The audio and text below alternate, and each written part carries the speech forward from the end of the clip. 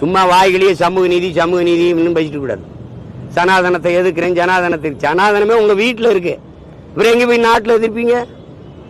அப்பா இருப்பாரு கருணாநிதி அவர்களுடைய மகன்கிற தாண்டி ஸ்டாலினுக்கு என்ன தகுதி வந்து எதுக்கு துணை முதல்வராக நீங்க? இப்ப உதயநிதிக்கு ஸ்டாலின் ஐயாவுடைய மகன் கருணாநிதியுடைய பேரன், அதை தாண்டி தகுதி என்ன இருக்குது? எதுக்கு துணை முதல்வராகிறீங்க? இதான் உலகத்திலே கொடிய சனாதனம். வீட்டுக்குள்ள கொடிய சனாதனத்தை வச்சுக்கிட்டு நாட்டில் சனாதனத்தை எதிர்க்கிறார். என்னது சனாதனம்னா என்ன? முதல்ல சொல்லி. இதுதான் சனாதனம். பிறப்பினாலேயே கருணாநிதிக்கு பேரனா பிறந்தது, ஸ்டாலினுக்கு மகனா பிறந்ததுனாலேயே துணை முதல்வராக தகுதி வந்திருக்கு பாரு. இதான்டா சனாதனம். இதான் சனாதனம். வேற என்ன சனாதனம் எங்க இருக்கு? என்ன தகுதி இருக்கு? செங்கல் காட்டிட்டாருங்கிறான். செங்கல் வச்சது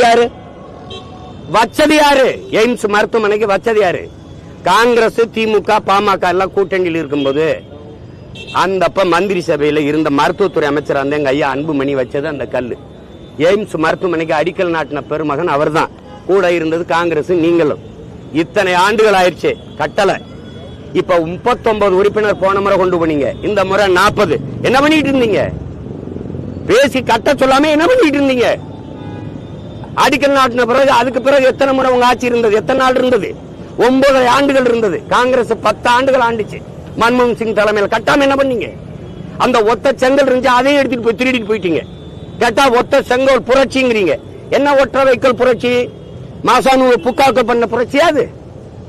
செங்கல் திருட்டு போயிடுவீங்க நீங்க. ஒத்த செங்கலை திருடிட்டு போயிட்டு இதுல பெரிய ஒற்ற செங்கல் புரட்சி வெளியில சொல்லாதீங்க. கேவலமா இருக்குது.